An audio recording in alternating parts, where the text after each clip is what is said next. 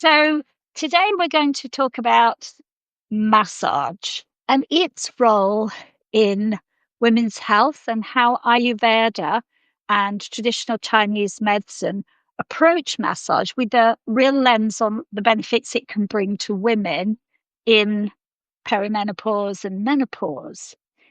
And for those of you that haven't met me, I'm Clarissa. I'm a Chinese medicine practitioner. I specialize in women's centric Qigong and dietary therapy.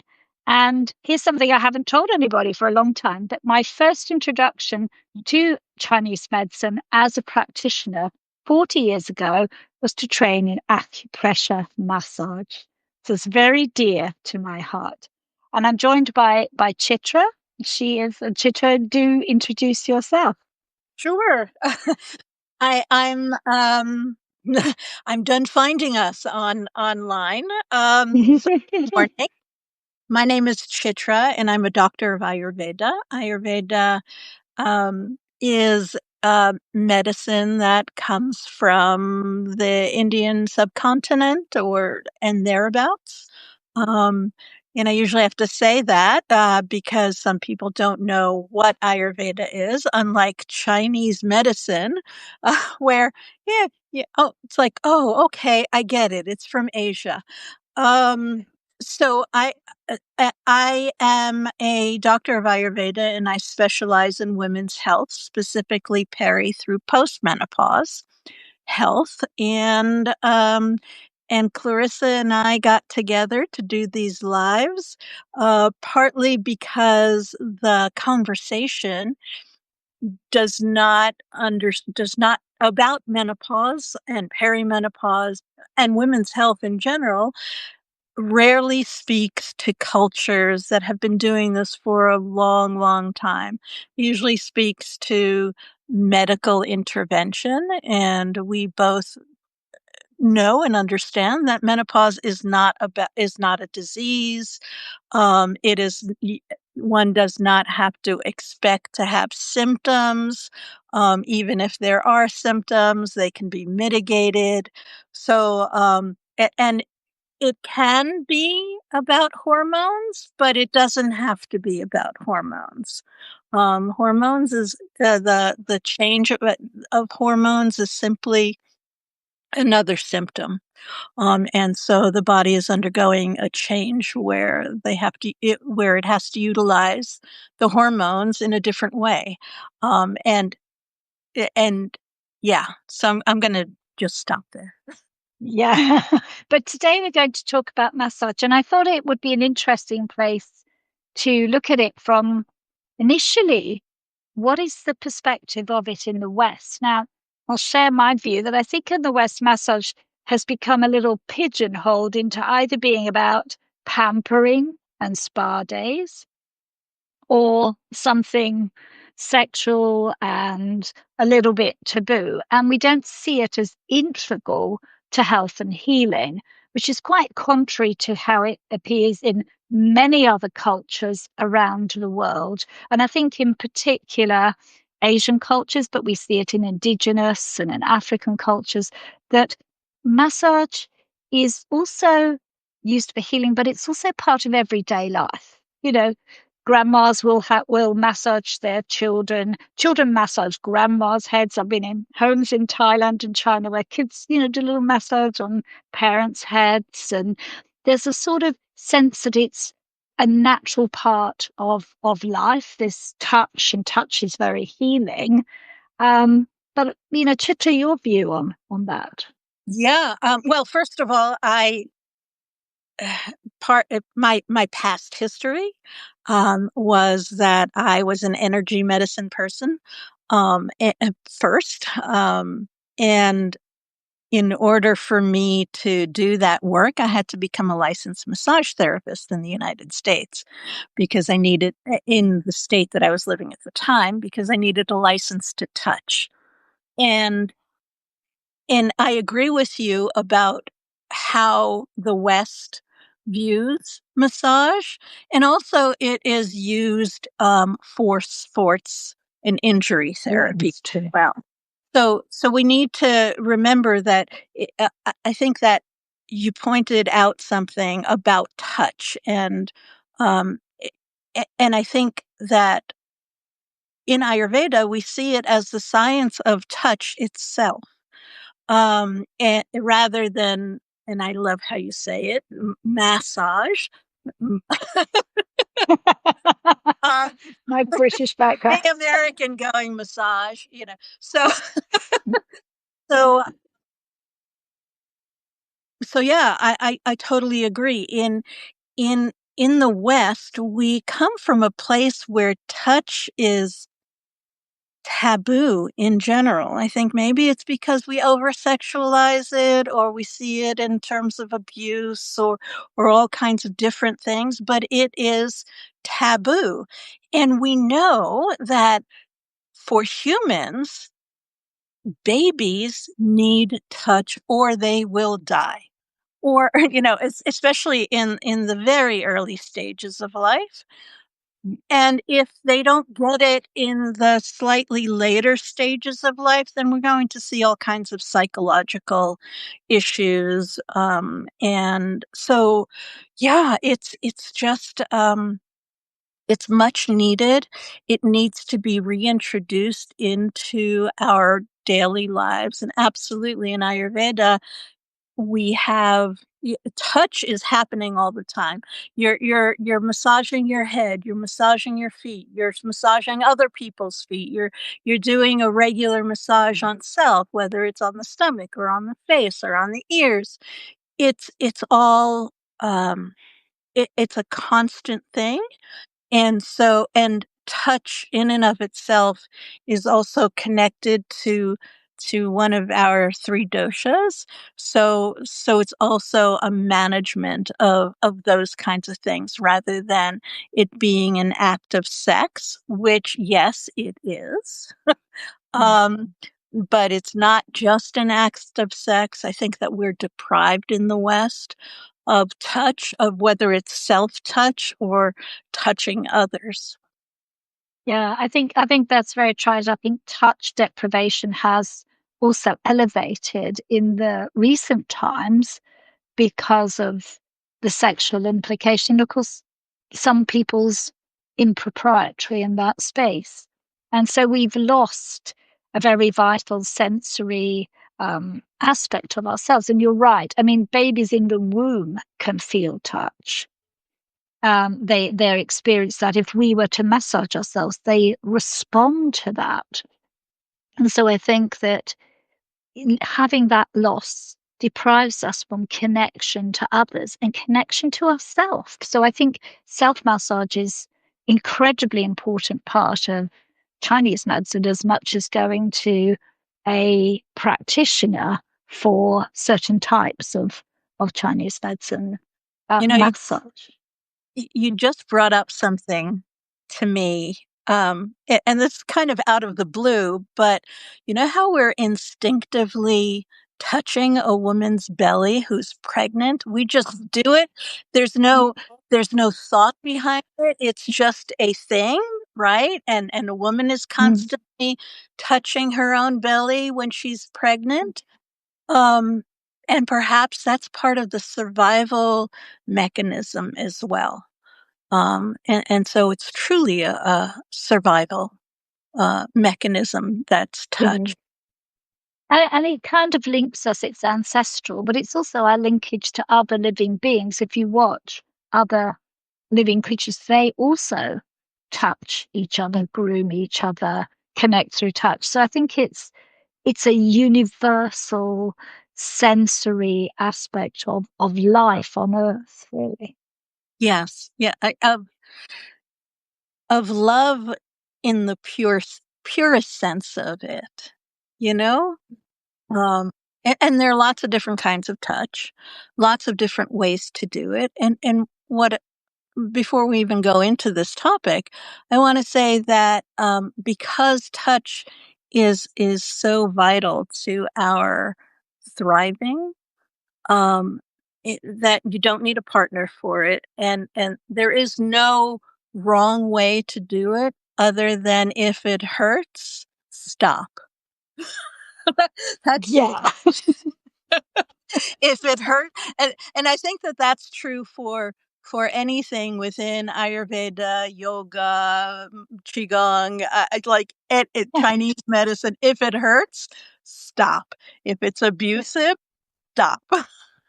Yeah, I think some discomfort, I would say, in the Chinese medicine tradition is possible. There's a big difference between that and pain. Yes. Maybe we should go into the topic and talk a little bit about the use of massage in Ayurveda and TCM. So maybe I'll start with talking about Chinese medicine and say that Chinese medicine has a pillar called Tui Na, which is a very specific massage technique which a practitioner does on you. I would say discomfort. It's in there.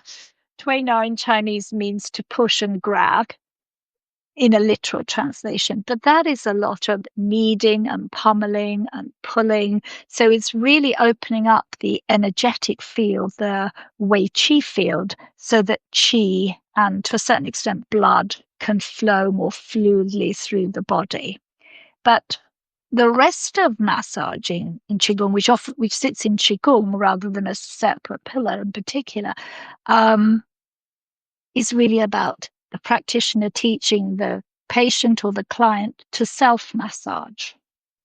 And there are lots and lots of different ways to do that. And people may see and be familiar with some, such as, slapping techniques like that, the Paida, which doesn't feel like massage, but does get classified there, to techniques that I work with that involve a lot of pressing on acupressure points, but in very particular sequences. And we also have cupping, but not with a cup, but with your hand as a massage technique. So there are really kind of infinite variations of these. I would say cupping, tapping, pressing techniques that work in particular ways, either working on the acupressure points and the meridians, which we talked about, the pressure points being points of energy throughout the body, and the meridians being the lines that kind of join the points so that they then join to form like a network and link into the Chinese organ system. But we also have, not to confuse people, these organs that we call vessels, extraordinary vessels. They're not anatomical, they're energetic, but we also do practice certain massage techniques on those to move qi around the body. So the real principles of massage are to make energy move, to make blood move, to make lymph move.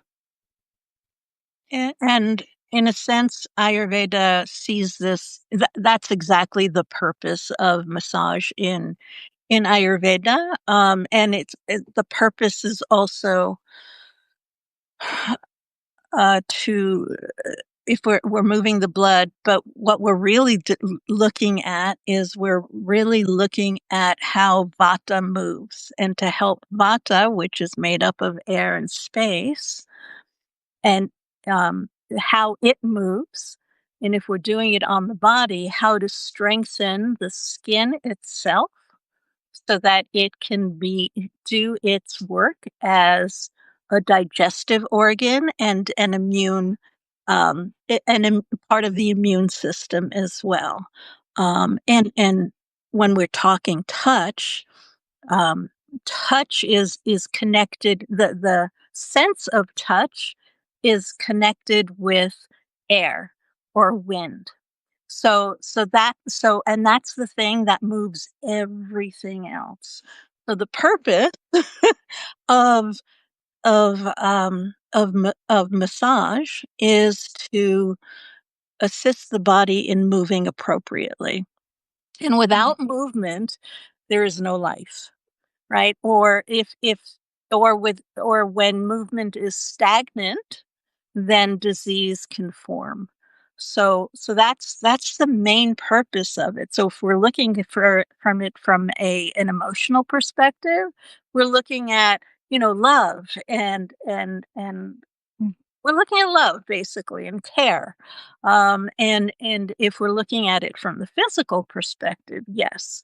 Um, Ayurveda also has Marmani points like chakras at each joint, anywhere muscle and bone connect. We've got a little point. We've got them where the nerve tissue connect. So it's a very similar system to what the Chinese medical system has, um, but it's not as well known, especially in Ayurveda, and partly because of the British occupation of India, where they basically offed people who practice this, and it just all of this kind of work with the marmas basically went off into a the Kalahari, which is a warrior class of people. So it was part of fighting. So these points are not only health providing, but they're also health takeaway. But from Ayurveda itself, we're basically moving vata and whatever else is connected to that. So we're talking, we've got head massage, we've got feet massage, we've got body massage, and we're looking at how things move in and out of the body, as well as making sure that the joints and the lymph and all of those kinds of things are moving as well. So there's so much similarity between them, because like you're moving Vata, we're moving Chi, and we're obviously trying to get Chi to flow, which releases stagnation, whether that stagnation is physical and causing physical pain in the body, or is creating some imbalance in an organ system, or is creating an emotional stagnation or imbalance. So it can be used on many, many levels to move. And when chi flows and blood flows, then we have that more balance in the body, more harmony, getting a yin yang. And yes, you're right. We have a lot of head massage techniques and tapping techniques. I mean, the scalp has hundreds of acupressure points on it.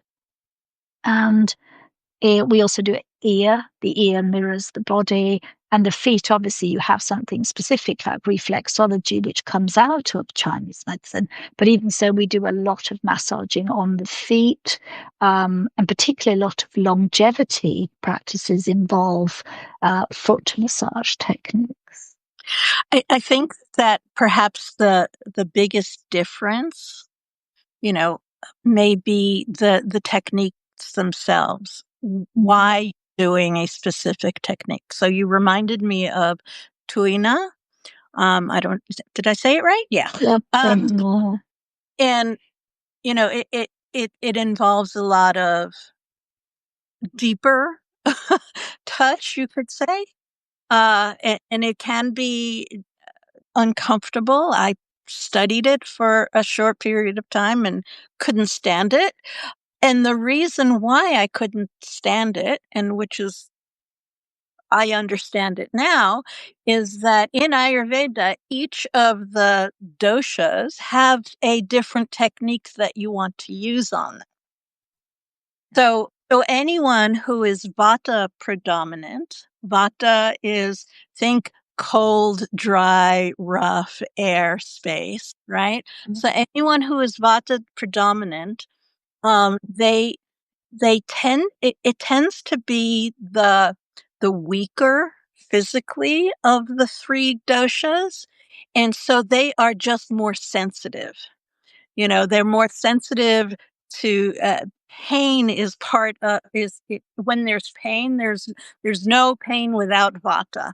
So if you're causing discomfort or you're going in too deep, then a vata person will get highly irritated, and it's very difficult. So it wouldn't that kind of deep massage, well, deep irritating massage is not recommended for a vata person. Yeah. So that's I think that that's where we may differ. And a Kapha person um, is it can take that kind of deeper Mm. work Mm. in them. Yeah, because they have a lot of more muscle mass. They have a thicker tissue. The skin is thicker. Everything is thicker with them. So they can handle the more burrowing in, and you need to go in a bit Yeah, deep, you need to go. Yeah. right in those. Yeah. And the Pitta people with, say, something like Tuina, because when you're slapping or doing something, it raises heat on the skin. That's why you Mm. see the redness. So Pitta people, yeah, you have to be somewhere in the middle with that because you don't really want to raise the the heat in the skin unless you want to pull something out that can only come out of the skin. Yeah, I agree with you. And I think that's why I prefer some of the techniques within the Qigong rather than the Tuina. So I don't like Tuina on me. I don't feel very comfortable. I'm a bit pitta, so I tend to find I get very hot, very red, doesn't work for me. And that's why a qigong massage, which you can go pressure and go as gently as you need to. We also have developed for women a cupping technique, which instead of doing the paida, you can work. I mean, if I make a sound, if you can hear me, like that would be the paida, but when we do it, we go. It's much gentler, and you can work. And the other thing is that the massage techniques like that can be done that you can just hold and press in sensitive parts of the body, and you don't need to actually make the movement, and it can be just as effective. Or you can work in the energetic field, the Wei Chi field, um, and have the same benefit if the person is too sensitive. So we're actually making better adjustment for a person than just a very strong massage. Yeah. Well, and that makes sense to change that slapping into something a little bit different. Um, because for men, they are a little bit denser. Women tend to have a little bit um, more kapha in them. They have a little more juice. It's not muscle mass so much as the density is of a different nature. So the slapping may not be helpful for them. I want to talk more about the role of massage in menopause. Yeah. We've touched a little bit about the role of touch in early stages of life. We've touched a little bit on um, pregnancy massage, and there's a whole thing about that in Ayurveda. We have a baby gets massaged pretty much right out of the womb, and that seems to help nurture them into life. But we don't talk. There is a difference and a reason why we want to do self massage and receive massage, during peri through postmenopause. So I'd like to touch about that, and I'd love to have your opinion on that. Yeah, I mean, I definitely think that we have a lot of both emotional and physical imbalances as we go through menopause because, in a Western sense, we have hormonal changes. Here we know it can be due to certain deficiencies in yin, excessive yang energy. So massage can help to balance the body. And for me, that it can take different forms. We can definitely work with breast related massage, which is very good, particularly if we're experiencing issues with our breasts. We can work, as I said, in the Wei Qi field with breast massage, do a lot of womb related massage. And begin to work also in the longevity type massages, which are meant to help us to feel more balanced, more grounded, and more able to go through into aging, and then particularly on the feet. I also think that we can feel emotionally so low, and that's all trapped in the body. So we do a lot of massage on points like the lung system and the heart system to help balance our emotions. And the other area that we do a lot is pressing techniques. Now they are women, they come from Tibet, these practices, and they're not practiced very much in the West, but I had the privilege to learn them. And so you literally pressing here, and very, very good for women going through any form of transformation, is to work on this vessel, which is called the conception vessel, that runs down through the heart. And we literally press and press, and then we press here around something called the belt meridian in the middle here. And that's very good to keeping our kidney system working well, which is of the area in the body in Chinese medicine where the yin energy can be deficient. We can also be yang deficient, but it keeps our kidney system, the reproductive area, from becoming frozen or but usually it tends to sort of be a bit frozen. So we're actually working and stimulating that energy in the kidney system. And through these kind of pressing techniques, we can do tremendous, I think more than anything, emotional release. Because we recognize that the heart holds a lot of sadness and sorrow. The lungs can hold a kind of a grief. We press on the liver, which is resentment and anger that we can feel, and we replace them with opposite emotions. And in the kidneys, there can often be fear. And when we release that, we gain courage. So we are seeing that we're working through those techniques, I think, more than anything on an emotional basis. That, that's quite possible that we are working on an emotional basis, because as I said in Ayurveda, we're looking at the calming of Vata, right? We're looking at the movement of Vata. We're looking at movement in general. And emotion cannot be separated from the body. And also the mind cannot be separated from the body. So when it comes to perimenopause and menopause, and before I forget, I wanted to say something very specific about massage and the lymph itself. And one caveat is if there is cancer in the system, we, especially in the breasts, and perhaps in the uterus, we don't want to massage. We don't want to massage No. in a way that moves things, but you Mm. can do touch, right? So you can do an energetic touching and still receive benefits. So I just wanted to say that because we don't want to move the cancer around. No, no. And that's where I would always say that you can, if you're working on the breasts, you can literally touch around. I'm not going to do a breast massage live on Substack, but you can actually press around the breast, or you can literally work in the Weiqi field, in the energy field, so and I would also say that if we don't have breasts physically anymore because we've had a mastectomy or we've had a hysterectomy, the massage is still energetically beneficial to do. It isn't dependent on the actual physical representation being there anymore. Right. So in Ayurveda, um,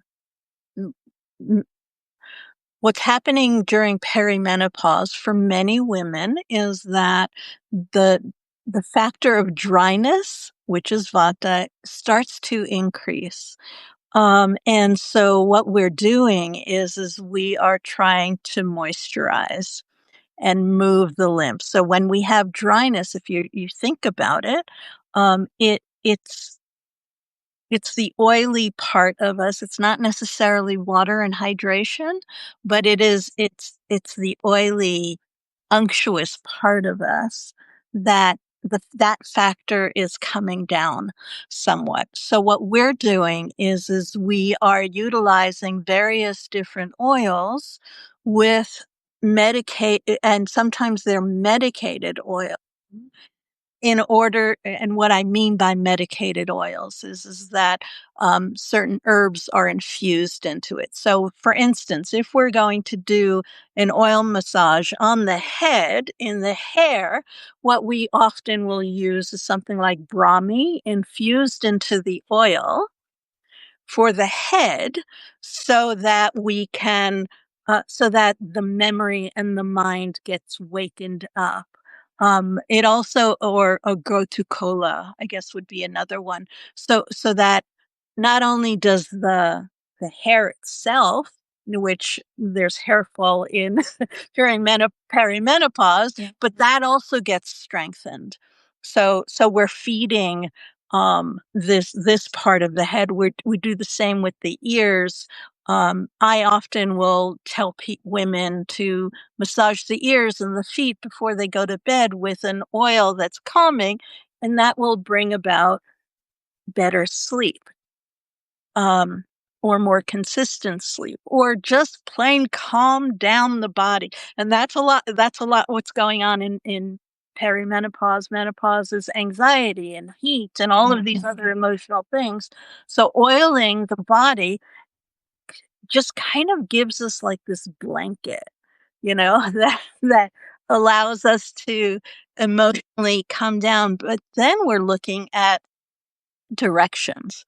So you were talking about directions of moving cheese up and moving chi down, and various organs. And we are basically looking at the anatomy, which reflects the energy.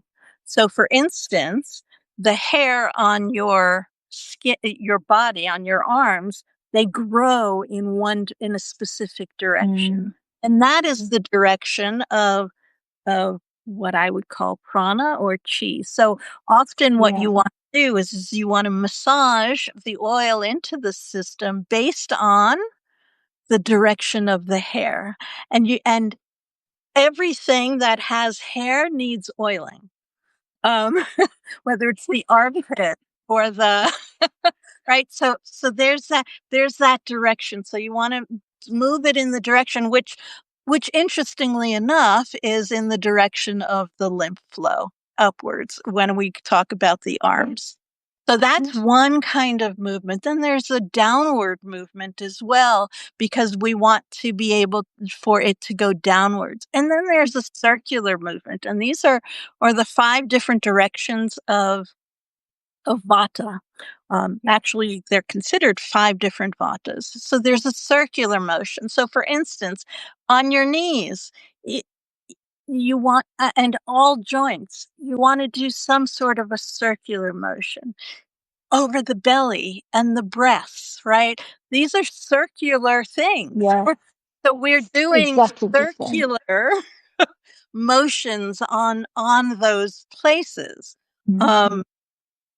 On the belly, we're looking at in the same direction of of the digestion, right? So you're going from the small intestine over to the large intestine. But you can also we have techniques where you're doing really tiny circles as well, because we have these little marma points, throughout the space, doing these little tiny circles. Most of those techniques are done, though, in panchakarma, or when you're seeing a practitioner. But you can do it on yourself as well, but it's just we don't have time. That's the other thing about life in general. We don't have the time. We don't have the time. We don't have the inclination. Oil is it's it's not comfortable to work with from the perspective of um, a Western woman, because we have things like lotions. And what lotion literally is oil that's whipped and has more air in it, so it's drier, so it sits on top of the skin and doesn't go inward. So so we just don't know how to work with oil, but once you do, and once you start feeling the benefits, which is almost immediate on the emotional level, on physical levels. I mean, there's a reason why sports athletes have a massage before and after training, because it nourishes the body. It Yeah. nourishes the vessels. Yeah. So there's lots of similarities there. When we're working with breasts and wombs, we're working again in circular motions. And particularly in the sort of stomach area, we sometimes will make, and in the breast, we make them smaller and smaller and smaller. And then we might come out the other direction, just to sort of move the chi in both directions. So that's very common. We don't use oil as much, but if you go to a practitioner, they will use oil. But you're right, it's finding the time to do these and to make them part of your routine that isn't just about pampering, because we do experience tremendous shifts in our sense of well-being when we do them, and sometimes they'll can bring up quite strong emotions. I did want to add that um particularly here in the lung points, which I talked about, I always say to women to go gently here. This is the point of grief. And so I always encourage that we massage the lung 2 point, which is just below the clavicle in this little divot. You can sort of feel it near the shoulder. There's a divot. That's the lung 2 point. And to not go to the lung 1 point, because that can just bring up too many trapped emotions. And if we feel that it's too strong, to just press, to hold there very lightly. So, we have to work with what's coming up, and we do have to listen to our body very carefully, that we're not creating, a sense that we feel overwhelmed or stressed out by the message. We go gently, touch ourselves gently. If it feels not right for us or too much is happening for us, then we back off. We do it more gently. And sometimes we might just stop and put our hands across the heart center for a few moments, center ourselves back before we do any further, and build up to it, work with it. Um, but yes, you can feel the release and you can feel shifts in ourselves very quickly. Pressing technique does that. I had, and that's a really good one if you have any stiffness and stuckness in the body. Really kind of suddenly like, oh wow, that goes. And that's a long technique and it takes a while to learn. You see, that's a 20-minute pressing technique. And I think women find that a lot. But when you do it, the shift in ourselves energetically and physically can be really huge. And that brings us back to the earlier point about touch and pain. So pain on an emotional level. So if you're trying to dig out too much psychic and psychological issues or emotional issues at once, the possibility of making, first of all, the body and you are no longer feeling safe around it. So if you're not feeling safe, whether it's conscious or not, you're not going to do it, right? And what it tends to do is it tends to drive the issue deeper into the tissue, right? Or as you would say, into the organs, or as I would say, deeper into um, the tissues in Ayurveda are slightly different than what we think of, when I use the word. It deeper into the dhatu, and deeper into. So there's a word in Ayurveda in Sanskrit called kave gunya. Kave gunya is is like a rut in the road. This is the best way for me to describe it. So you have a rut in the road, right? And and and then it becomes a pothole, which is damaging to like everything that goes on it, around it, and eventually gets bigger and bigger. And no matter what you do, you have to fix that hole. There's always going to be a place where it's not completely stable, right? And the possibility exists that you're going to have to look at it like so. So when we're talking about touch and massage that is painful or bringing up too much pain, the issue is going to go deeper into that pothole, and it might look like it might look like your car can drive over it without, destroying the the bottom of the car. Yeah. It's still there. It's still there, and it's just going deeper rather than being on the surface. Yeah. I think that's the same, and it's very sound advice that we need to go gently. Um, Treat ourselves with a lot of care when we do these things. These are powerful techniques. They're not to be taken lightly, I think, in that sense, and for us to work and gradually work. And even if you feel okay, some days were better than others. So it's very much about choosing times when we feel maybe slightly stronger if we're going to do stronger massages. Maybe just doing a few moments, minutes is sufficient. We don't need to have great big long routines unless you're choosing to. And I don't know about you, but I would never recommend that someone does this on a daily basis. I like to say maybe a few times a week.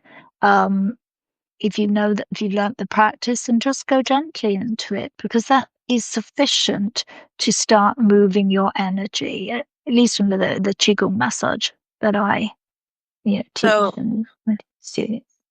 so in Ayurveda, as we're using oils, and because we're looking at the condition of the person who's doing it from a dosha perspective, there are some people, yes, absolutely, every single day, and that every single day prescription, the older one gets, the more likely that prescription is going to be, or the more natural vata they have, or if they live in a climate like I do, the desert, every single day, yes. Um, but we're also looking at the type of oil that one would be using. So for instance, right now in the Northern Hemisphere, we're going into summer season. So we want oils that are cooling. So we're doing things on a physical level that are influencing the emotional and spiritual levels and the psychological levels of the body mind complex. But we're looking at the physical. So yeah, there are times for some people, yes, every single day. For kapha people who are naturally more oily, we would use a lighter oil so that they can so they're naturally more oily. They usually have a slower digestion, which means that the skin is also slower to digest the oil. So we want to use lighter oils. We may not do it every single day for them. If it's raining outside, and which is a kapha element, or it's super cloudy or it's super cold, we may not want to do oiling massage every single day. We might also want to pair it with some sort of a steaming thing. So it's really nice to have your oil massage and then like steam up the bathroom and let the pores, let stuff come out, and take a warmer shower afterwards. So it's not so much of, yeah, it as in everything with Ayurveda, it depends on who, what, when, where, how, why. So, but in general, if you're doing a full massage once a week, absolutely fabulous. If you do um, foot massage and ear massage every single day, yes, absolutely, you can do that. Not a problem. The head massage, you can do that you can do head massage Mm, every single day as well.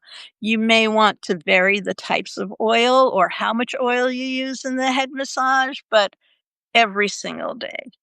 You know, even like we do a lot of cupping of the eyes, right? In both yoga, mm, and even that is considered a touch practice, mm, right?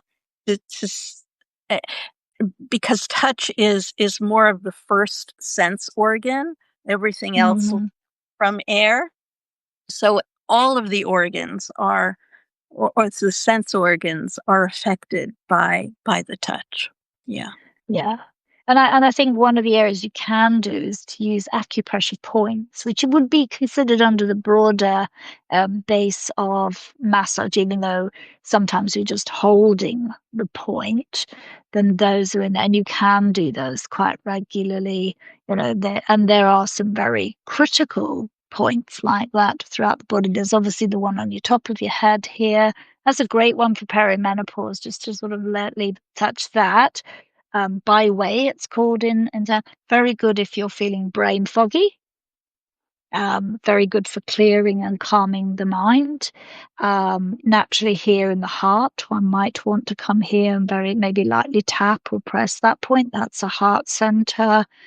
Again, a very calming and settling. The bottom of the feet, right on the soles of the foot, is the K1 point. Are you having difficulty sleeping? And you can't go to sleep, that is a point to massage. And in fact, there are quite a lot of foot massage related practices to help sleep. So insomnia and sleep disruption being a big part of perimenopause, that's something that you might choose to do very regularly or even every night. And then there are some digestive points, such as there's one on the just below the knee called Suzanne Lee, the 3 Mile High Point, which if you're feeling fatigued, another perimenopause thing you practice. It's called 3 Mile High because it was for Chinese soldiers, so they could keep marching that little bit further. They would massage Suzanne Lee. You'll know it when you feel it's on the outside of the knee, just below the bone. You press around there. You'll probably feel it. And then there are obviously the two main points here, the Dantian and also the one at the back, the Min Meng. They're really important for your balance, for your energetic balance, and Min Meng also very good for the kidney. So there are these points through the body. We can put something on those that are incredibly useful to just regularly press or lightly tap to stimulate energy. And those are I think, a little different from the full massage practices, but can be used. And there are obviously millions of other acupressure points you can use for particular things. Very simple, very effective for keeping us emotionally and mentally well. And you can use oils on these to open them up still further. In particular, essential oils can be placed on these points to help energy flow even better here. And that's something I work with and do.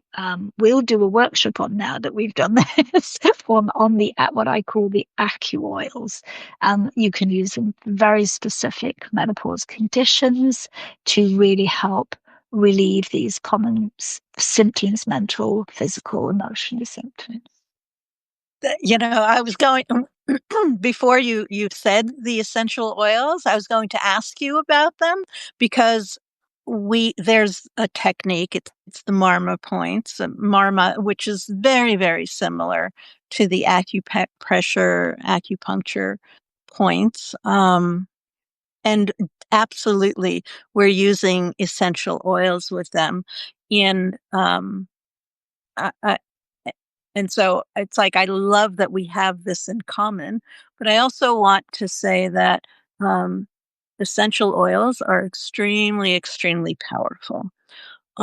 And so when we use them, for people who are a little more sensitive, one may want to blend them into a carrier oil of some. There are some oils that you can put on the skin, not a problem.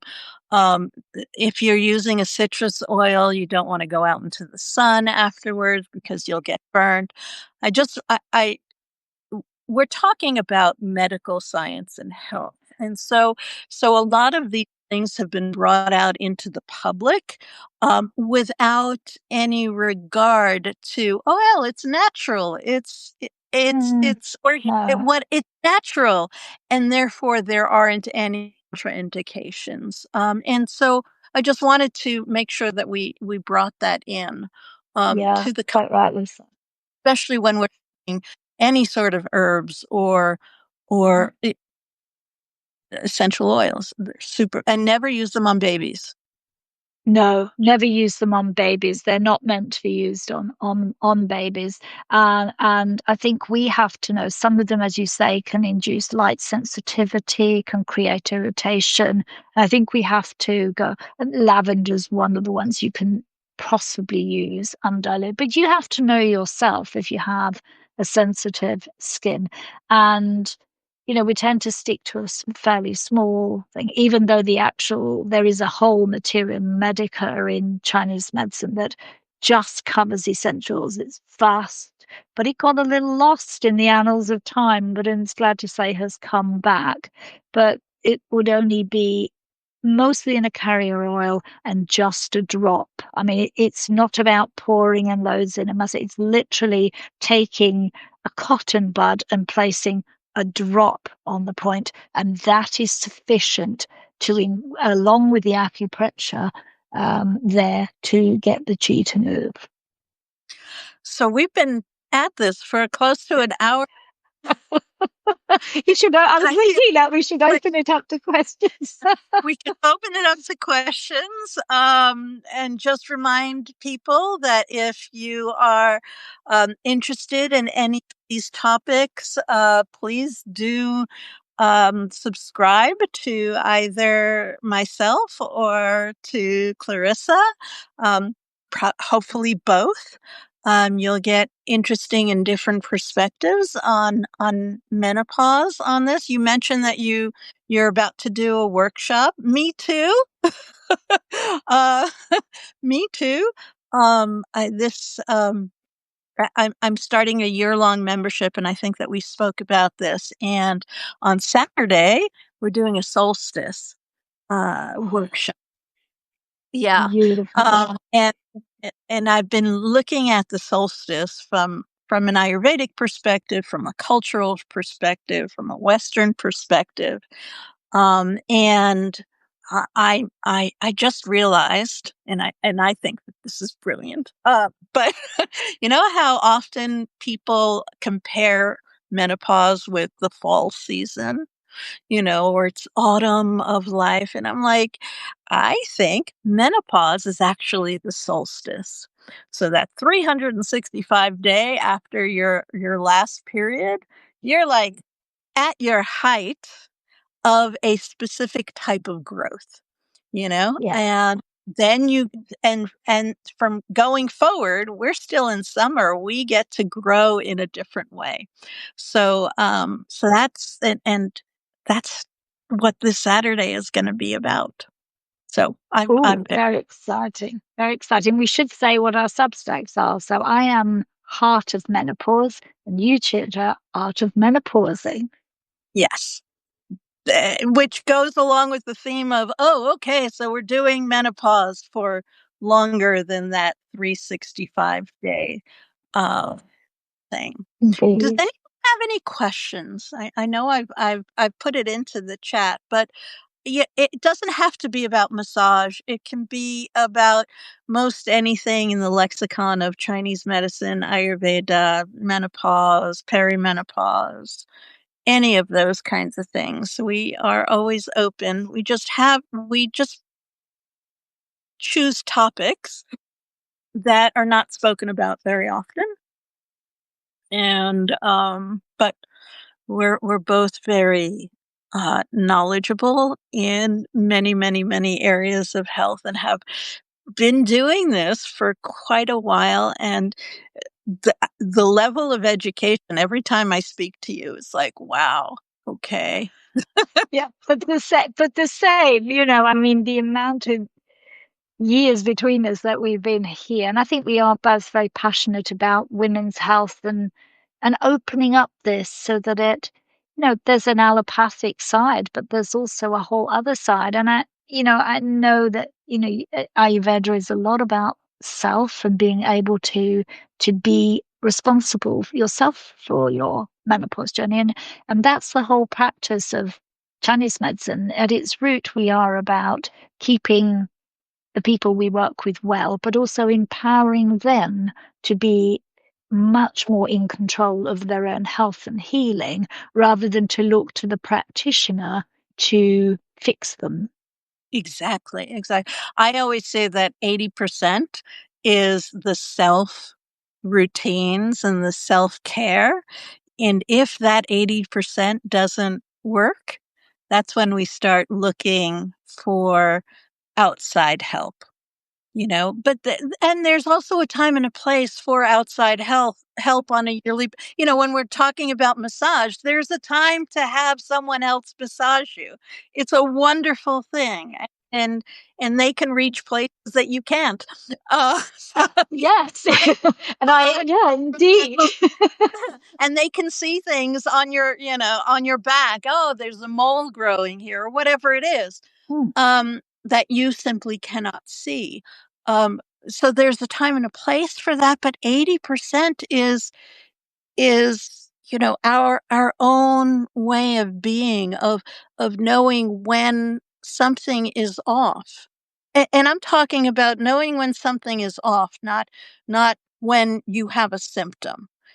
Because and that's part of the issue with menopause right now is that they're Mm. getting gaslit by the establishment, because feeling off is so subjective, and it may or may not be due to menopause.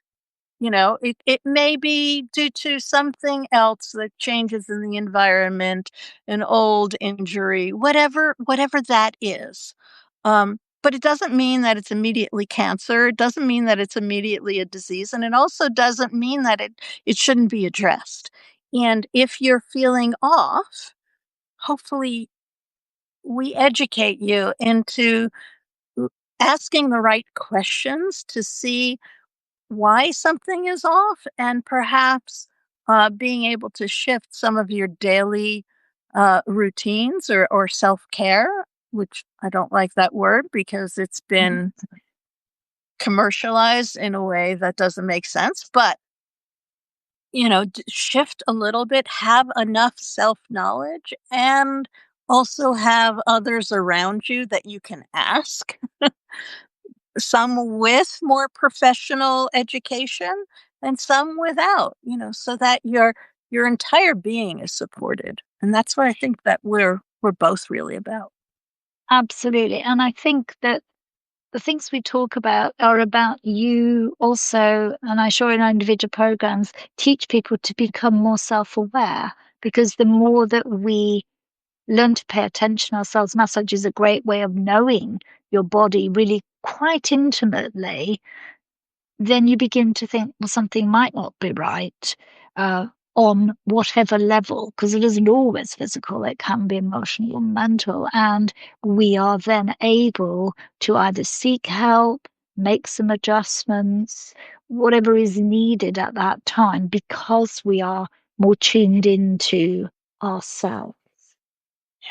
Yeah. Yeah.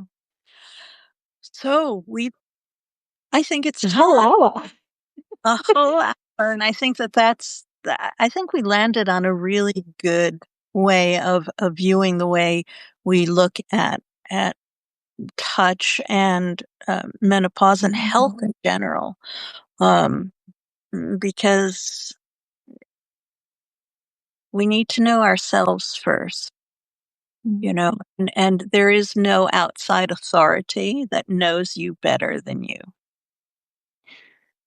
No, no one does. No one knows you and the way your day, month, week, whatever it is flowing. Only really you can. Maybe your family gets to experience it because you've bitten the head off. They got in the crossfires, but only you really knows yourself. So I might just say if anybody has any comments, questions, we would love to hear from you. And if you don't ask the questions here, I know that I'm always open to chats on Substack. In Me too. and you are as well. So you can, because yeah, menopause can be a very personal thing, and to publicly say, "Hey, I'm having this issue," or I have a question about this particular thing, especially when it comes to touch, and we're so touch phobic in general. Um, yeah, you know, I tend to keep things private. Yeah. Um, So do just drop us a line, and we will happily answer your questions. And for me, I do teach massage within my qigong, and as I've said before, this is going to also be a course coming, an introductory course. There will be some massage, and I teach separate workshops on that with different levels of complexity for people who've begun in a sort of introduction after an introduction to qigong. yeah, yeah, fantastic. And I Oh. just do the whole thing. Indeed, indeed. Food or Exactly. But yes. yeah. So we Okay. might close this, and we're really, really grateful For for you you coming and joining us. We so appreciate you joining us for this hour, and yeah, and look forward spread to seeing you another time. Indeed, spread the word that we're here on Thursdays okay. at this time. Thank you. Okay. Thanks. Bye. Bye everyone. I'm the one who has to end this, huh? You are. I It's thought your you job. could. All right. See you later.